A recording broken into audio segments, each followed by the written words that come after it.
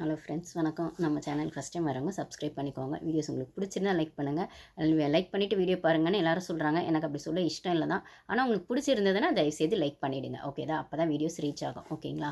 அதுக்கப்புறம் வந்து பார்த்திங்கன்னா, இன்றைக்கி எபிசோட் வந்து பிடிக்காதவங்களே இருக்க மாட்டாங்க. ஐ மீன் அன்பு கேங் லவர்ஸாக தான் கண்டிப்பாக பிடிக்காது. ஓரளவுக்கு நியூட்ரல் ஸ்டாண்டாக என்னப்பா இந்த சீசன் இப்படியே போகுது, எல்லாருமே தப்பாக இருக்காங்க, எல்லாருமே வந்து ஒரு மாதிரி கத்திக்கிட்டே இருக்காங்க, இல்லை எல்லாருக்கிட்டேயுமே தப்பு இருக்குது அப்படின்னும்போது எல்லாருக்குமே வந்து செம்மையான டோஸ் வந்து விஜய் இன்னைக்கு விட்டார். கிட்டத்தட்ட ஒரு நியூட்ரல் எபிசோட் மாதிரி தான் இருந்தது. இது பார்த்தீங்கன்னா தெலுங்குலாம் இப்படி தான் நடக்குங்க. ஸ்ட்ரெயிட் டு த பாயிண்ட் வருவாங்க.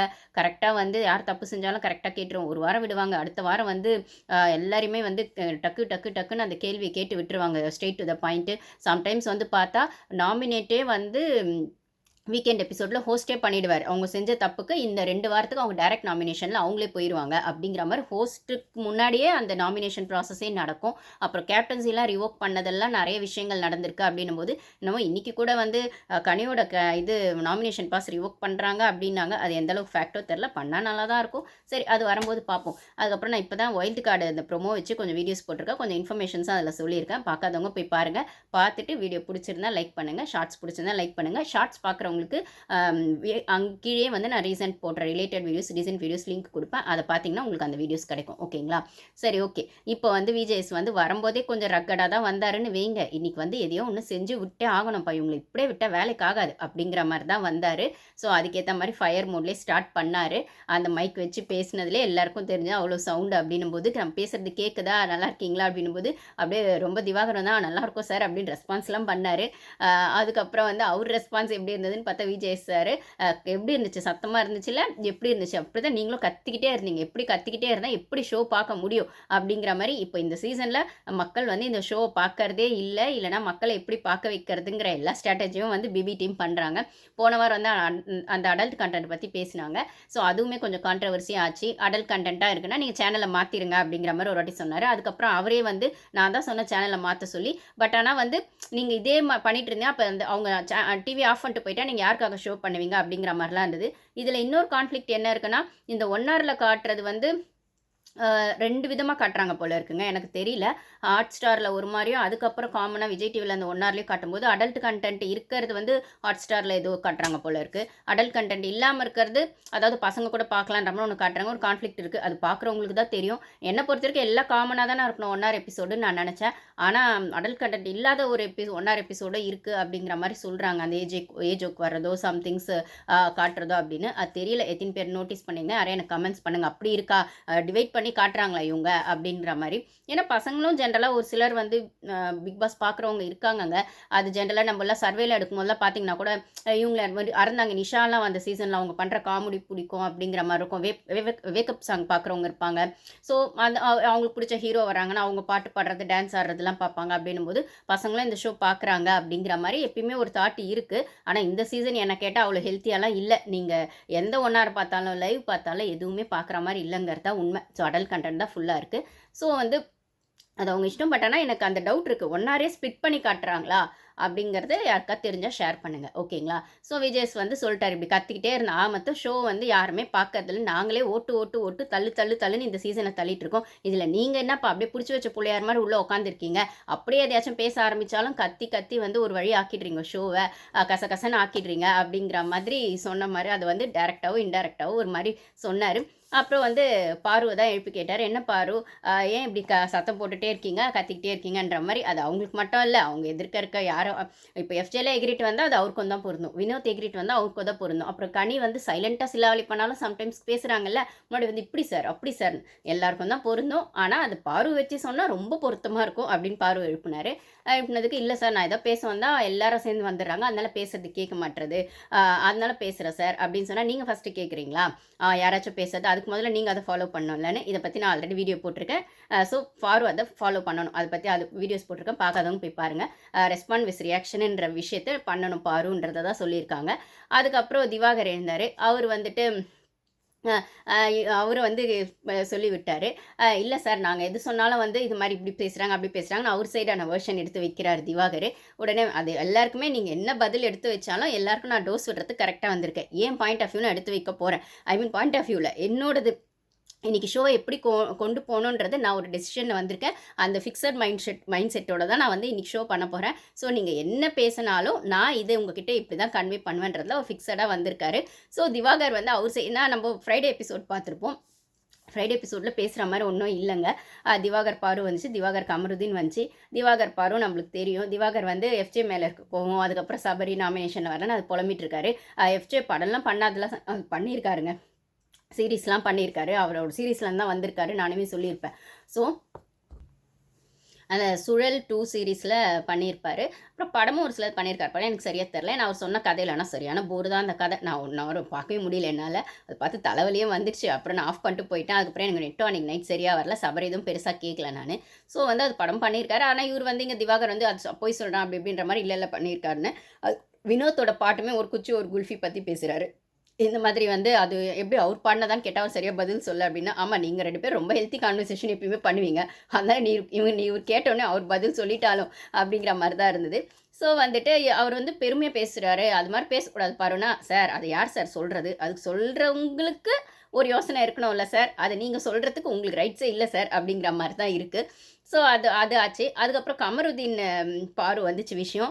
இது வந்து இப்போ சோஷியல் மீடியாவில் எப்படி வரும்னா, அவ்வளோ சண்டை போட்டிங்க, கமருதீன் வந்து தப்புன்னு சொன்னீங்க, பாருக்காக ஃபயர் விட்டீங்க. இப்போ என்ன 2 பேரும் ஒன்றாயிட்டாங்கன்னா, இதில் ஒரு சின்ன ஹிடன் அஜெண்டா இருக்குது கைஸ். நான் 2 நாள் முன்னாடியே சொல்லணும்னு நினச்சேன். பட் ஆனால் அது அந்த டாபிக் வந்தால் இல்லை 1 ஹவரில் அதை காட்டினா பேசலாம், இல்லைனா விட்டுறலாம் அப்படின்னு நினச்சேன்.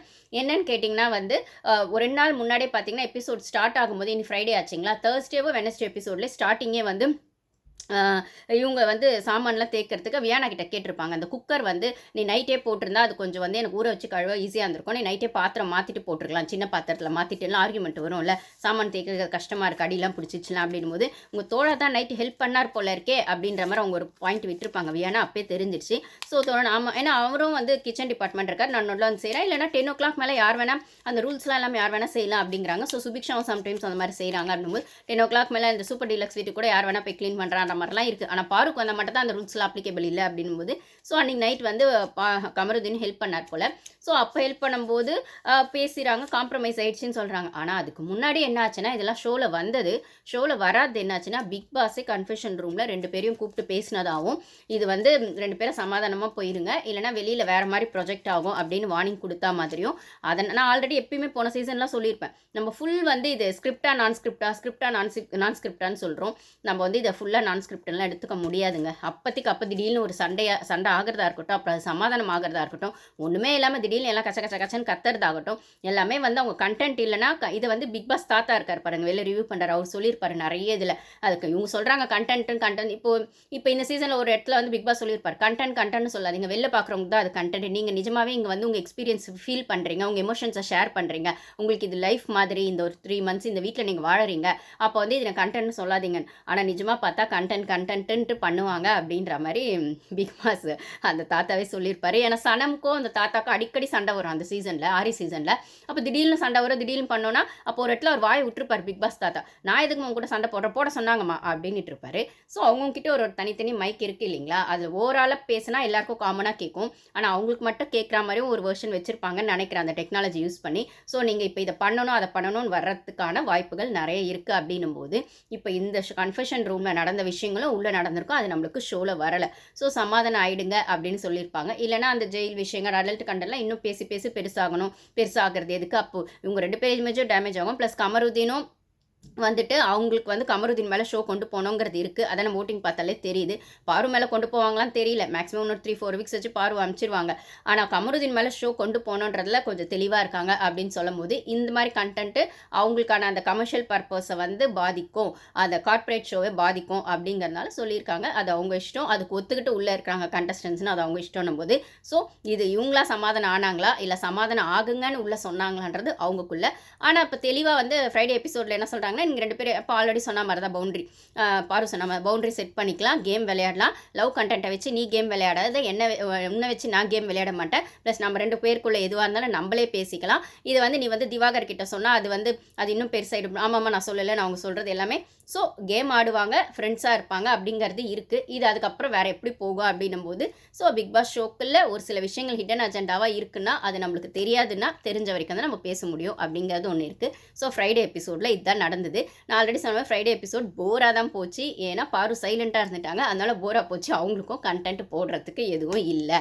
ஸோ இப்போ வந்து இதுதான் ஆச்சு. இந்த ஃப்ரைடே எபிசோடுக்கு வரும்போது அப்போ என்ன 4 நாள் பண்ணாது இப்போ பண்ண போகிறாங்க, வாங்க நம்ம டேரெக்டாக எபிசோட்குள்ளே போயிடலான்னு விஜய் சார் வந்து இது மைக் எடுத்துகிட்டு வந்து பேசினது இதெல்லாம் நடந்துச்சு.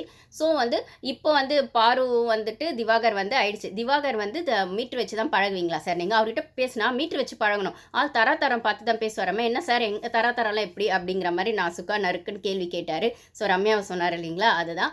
ஸோ யாருமே அவங்க ப்ரொஃபஷனை பற்றியோ தரம்ன்றதை பற்றியோ அதுக்கப்புறம் அவங்கள வந்த அந்த ஊர் பற்றியோ மதுரைக்காரங்க அப்படின்னு அப்பப்போ சொல்லிகிட்டே இருப்பார் திவாகர். ஸோ அந்த மாதிரிலாம் பேச வேண்டாம், அந்த கேஸ்ட் கம்யூனிட்டி அப்புறம் அந்த பேக்ரவுண்ட் பற்றி பேச வேணாம் அப்படிங்கிறத. ஏன்னா போன சீசனில் அருணும் தீபக்கும் அந்த மாதிரி அந்த ஸ்கில் நான் ஸ்கில் அப்படி தான் விஷயங்கள் வெளில போயிடும் அப்படின்னு சொல்கிற இடத்துல ஸோ ஒரு சின்ன விஷயம் கூட சென்சிட்டிவான விஷயம் வந்து வெளில பெருசாக போயிடும் அப்படின்னும் போது அந்த டாப்பிக்கை ஏன் டச் பண்ணுறீங்கன்ற மாதிரி ஒரு வார்னிங் கொடுத்தாரு. அதுக்கப்புறம் அந்த ஷர்ட்டு பஞ்சாயத்து வந்துச்சு. அந்த ஷர்ட்டு பஞ்சாயத்து என்ன சொல்கிறது, வரேன் அந்த ஷர்ட்டு பஞ்சாயத்துக்கு வரேன். அது கொஞ்சம் டீட்டெயிலாக பேசணும், அதை நான் நெக்ஸ்ட் வீடியோவில் போடுறேன். இப்போ வந்து பார்த்திங்கன்னா திவாகரை உட்கார வச்சுட்டாங்க. இனிமேல் அந்த தரம் பற்றிலாம் பேசக்கூடாது அப்படிங்கிறத கொஞ்சம் ஸ்ட்ரிக்டாகவே சொன்னாங்க. பாவம் நம்ம வாட்டர்மெலன் ஃபேஸ் எல்லாம் அப்படியே சோர்ந்து போயிடுச்சு. ஜூஸ் எல்லாம் போய் வெறும் அந்த என்ன சொல்கிறது அந்த இது மட்டும் தான் இருந்தது அப்படின்ற மாதிரி தான் இருந்துச்சு. ஸோ வந்து அந்த மாதிரி அவரை நல்லா அடின்னு அடித்தாங்க. அதுக்கப்புறம் எஃப்ஜே கிட்டே வந்தார். எஃப்ஜே கிட்டே வந்தோடனே சொன்னார், என்ன நாக் அவுட் பண்ணுறதெல்லாம் என்ன அப்படிங்கிற மாதிரி சொன்னார். அவர் தான் அடிச்சுட்டு வெளில போயிடுவேன்னு சொன்னார். கேமரா முன்னாடி அடிச்சுட்டு வெளில போயிடுவேன் அப்படின்னாரு. வெட்டிடுவேன்னு சொன்னார் ஒரு வார்த்தை அப்பயே சொன்னார். அப்படின்னும் போது அப்போ நான் சரி அப்பயே ஏதோ சொன்னேன். அது ஆடியன்ஸ் கிட்டே கேட்குறேன். என்ன சொன்னார், வெட்டிடுவேன். அது அப்போ நான் எதுவும் கேட்கல. சரி ஆனால் அது அப்போ சாரி கேட்டேன்னு வேறு அவன் சொல்லியிருப்பான். அதனாலையும் சரி விட்டுருப்பாங்க ஷோவில் அப்படின்னு பார்த்தா நீ வந்து திருப்பி இதே மாதிரி பண்ணிட்டு இருக்க. இந்த மாதிரிலாம் பண்ணிட்டு இருந்தா இஷ்டம் தான் ஷோவில் இல்லைனா வெளில போ அப்படிங்கிற மாதிரி. இது கமல் சார் சொல்லதை விட கொஞ்சம் ஹாஷாக தான். இந்த கமல் சார் வந்து கது திறந்தா இருக்குது நீங்கள் போகலான்னு கொஞ்சம் மரியாதையே சொல்லுவார். இவர் கட் அண்ட் ரைட்டாக ரூடாக வந்து இறங்கிட்டார். கிட்டத்தட்ட பவானி கேரக்டர் லெவலுக்கு தான் இறங்கினாருன்னு சொல்லணும் அவர் பண்ண அந்த பவானி கேரக்டரே. ஸோ வந்துட்டு போகலாம் அப்படின்னாரு. இன்னும் கொஞ்சம் கொடுத்துருக்கலாமோ டோஸ் அப்படின்னு தோணுச்சு. 3 வாரமாக எதுவுமே கொடுக்கலையே, கொஞ்சம் சேர்த்து வச்சு வட்டியும் முதலமாக கொடுத்துருக்கலாம். சரி ஓகே, கொடுத்த வரைக்கும் லாபம் அப்படிங்கிற மாதிரி தான் இருந்துச்சு. இதாச்சு. அப்புறம் நம்ம கலையரசன் கிட்டே வந்தார். கலையரசன் கிட்டே வந்தோடனே வந்துட்டு ஃபஸ்ட்டு அவங்களுக்கு எல்லாம் கிளாப்ஸ் பண்ணுங்கன்னும் போது அங்கேயே அந்த சர்க்காசம் தெரிஞ்சிச்சு. என்னப்பா கிளாப்னா ரொம்ப பெருமை, நிஜமாவே ஏதோ பண்ணிட்டோம் போல நம்ம இந்த வாரத்தில் சூப்பர் டீலக்ஸில் வேறு இருக்கும். அப்புறம் விஜய் நந்தினி வேறு நம்மளை வந்து டைட்டில் வின்னர்னு வேறு சொல்லிட்டாங்க அப்படின்னும் போது நிஜமாவே என்னமோ பண்ணியிருக்கோன்னு போல உள்ள கொஞ்சம் சந்தோஷப்பட்டிருப்பாருன்னு நினைக்கிறேன். பாவம் அடுத்த நிமிஷமே வந்துட்டு அதெல்லாம் வந்துட்டு ஒன்றும் இல்லைப்பா, இந்த வாரம் நீ எவிக்ட் ஆகிறது மட்டும் வேணால் நாங்கள் லாஸ்ட்டாக சர்ப்ரைஸாக வைக்கிறோம். ஆனால் இந்த கிளாப்ஸுக்கெல்லாம் நீ அந்தளவுக்கு ஒர்த்து இல்லை, எதுக்கு கிளாப்ஸ் பண்ண சொன்னோம். அது கிட்டத்தட்ட வஞ்ச புகழ்ச்சி மாதிரி தான்.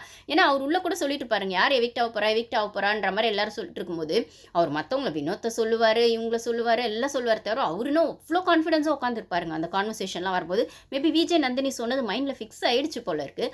அதனால் வந்துட்டு நம்ம அவ்வளோ அதுக்கப்புறம் அந்த ஒயிலாட்டெல்லாம் வந்து அதெல்லாம் 1 hourல வரல, லைவில் வந்துச்சு. இப்போ இந்த ஏவி காமிச்சாங்க இல்லைங்களா அவருது. அப்போ அவர் அந்த டான்ஸ் ப்ராக்டிஸ்லாம் பண்ணுற மாதிரி அதெல்லாம் லைவில் வந்துச்சு. குட் ஜாப் அப்படின்னு சொல்லி பிக் பாஸே சொல்லியிருப்பார். எல்லாரையும் நிற்க வச்சு டான்ஸ் ஆட சொல்லியிருப்பார். நல்லாயிருக்கும். அதுக்கப்புறம் குட் ஜாப் கலையரசன் அப்படின்னு சொல்லியிருப்பார். அதுக்கப்புறம் இன்னொரு வாட்டி கூட ஒரு டான்ஸ் பண்ண சொல்லியிருப்பார். பட் ஆனால் இதெல்லாம் பெருசாக 1 hourல காட்டலை. இதே மாதிரி தான் விக்கல் சீக்கிரமாக நிறைய உள்ளே பண்ணிருக்காரு. ஆனால் அதெல்லாம் 1 hourல வர மாட்டேங்குது. லைவ் பார்க்குறவங்களுக்கு தான் தெரியணும் போது அவங்களுக்கு உள்ளே இருக்கவங்களுக்கு தெரியாதுல எதை காட்டுறாங்க காட்டலன்னு. நம்ம நிறைய பண்ணியிருக்கோமே, டான்ஸ்லாம் சொல்லி கொடுத்துருக்குமே, பிக் பாஸே குட் ஜாப்லாம் சொல்லியிருக்காரு. நிஜமாவே வந்து மக்களுக்கு நம்மளுக்கு பிடிச்சிருக்கோம் போல் அப்படிங்கிற மாதிரி அவர் ஒரு மதப்பில் இருந்தார். டைட்டில் வின்னர் ஆயிரமோ இல்லையோ அட்லீஸ்ட் இன்னொரு 10 வாரம் தள்ளிடலான்ற மாதிரி அவர் நினச்சிருப்பாருன்னு நினைக்கிறேன். ஆனால் வந்து அது ஒன்றும் வேலைக்கு ஆகலை. ராசா நீ கிளம்பு, அவள் தான் உன் சரக்கு முடிஞ்சிச்சு அப்படின்ற மாதிரி கிளப்பி விட்டாங்க.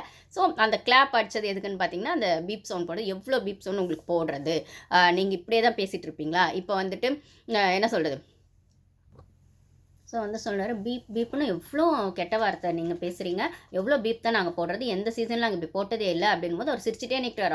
அதுக்கும் ஒரு பெருமை போல, ரவுடித்தனம் பண்ணுறதுலாம் பெருமை. பின்ன இந்த மாதிரி ஆளுங்களெல்லாம் உள்ளே போட்டால் தன்வினை தண்ணி சுடும்னு ஷோ இப்படி தான் போகும். பட் ஆனால் அந்த ஷோவை அப்படி தான் போகும்னு தெரிஞ்சு தான் அவங்க உள்ளே போடுறாங்க. அப்புறம் அதை கான்ட்ரவர்சியாகவும் கமர்ஷியலாகவும் ஆக்குறாங்கன்றது அவங்களோட அந்த ஷோக்கான அவங்களுக்கான அந்த ஸ்ட்ராட்டஜின்னு சொல்கிற இடத்துல.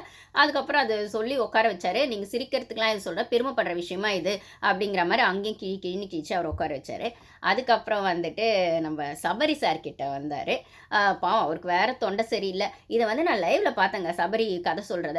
எனக்கு ஏற்கனவே அங்கே வந்து லைவ் சரியாக வரல அவர் கதை சொல்லும்போது. இவர் வாய்ஸும் வேறு ரொம்ப அந்த தொண்டை கிழிஞ்ச மாதிரி ரொம்ப கரகரன்னு இருந்துச்சா, அப்படியே கேட்கவே முடியல. பார்த்தா இன்னும் பாவம் அவருக்கு தொண்டையே சரியாகலையா. அப்போது நான் பாரு யோசிச்சு பார்க்குறேன், பாரு தொண்டை என்ன இருக்கும்னு. அதுக்கப்புறம் தான் அவங்க பிரேக்கில் சொல்கிறாங்க, ஆல்ரெடி என் தொண்டை வந்து பெருசாக தான் இருக்கும் அப்படின்போது, ஒரு சிலருக்கு வந்து அந்த தொண்டை கணீர்னு தாங்க. இப்போ நானே இப்போ வீடியோவில் பேசுகிறேன்னு பாருங்களேன், மைக் போட்டு அந்த மாதிரிலாம் பேசுவாங்க. இது என்னோட நார்மல் வாய்ஸ் தான். எனக்கே அந்த கணீர்னு தான் இருக்கும். ஸோ அது அவங்கவுங்க பழகிற விஷயம், இல்லை அவங்க சரௌண்டிங்ஸில் அது ஆல்ரெடி ஒரு சிலருக்கு அந்த தொண்டை வந்து அப்படியே பழகி பழகி அது கொஞ்சம் பெருசாக இருக்கும். ஒரு சிலர் சின்னப்பத்துலேருந்தே அது கொஞ்சம் சட்டிலாக பேசி பேசி அந்த லெவலே இருக்கும். கொஞ்சம் ஜாஸ்தி இப்போ வியானாலாம் கொஞ்சம் ஜாஸ்தி பேசினா கூட தொண்டை வலி வந்துடும். அப்படின்னும் போது அது ஒரு சிலரோட அந்த தொண்டை அப்படிங்கிறது மேனுஃபேக்சரிங் டெஃபெக்ட் தான். கண்டிப்பாக ஒன்றும் சொல்கிறதுக்கு இல்லை. என் தொண்டெல்லாம் பார்த்தீங்கன்னா நைட் உட்காந்து நான் ரெக்கார்ட் பண்ணிருக்கேன். பக்கத்தில் ரூமில் எல்லாம் என் ஹஸ்பண்டு பசங்கள்லாம் தூங்குவாங்க. ஸோ நான் கதவு சாத்திட்டு தான் பண்ணோம். ஏன்னா மைக்கே இல்லாமல் என் வாய்ஸ் வந்து அந்த ரூம் வரைக்கும் போகும் அப்படின்னும் போது, ஸோ அது டெபெண்ட்ஸ் அப்படின்னு தான் சொல்லணும். ஸோ இப்படி தான் போச்சு. ஸோ சபரியை கேட்க தான் நம்ம நெக்ஸ்ட் எபிசோடில் வச்சுக்கலாம். அது கொஞ்சம் நிறைய இருக்குது. அது சுற்றி சுற்றி பட்டர்ஃப்ளை எஃபெக்ட் மாதிரி சபரி, எஃப்ஜே, வியானா, விக்ரம், அப்புறம் கனி அப்படின்னு அந்த குரூப்பிசம்குள்ளே சுற்றி சுற்றி வரும். ஸோ நம்ம அதை நெக்ஸ்ட் எபிசோடில் வச்சுக்கலாம். Thank you guys.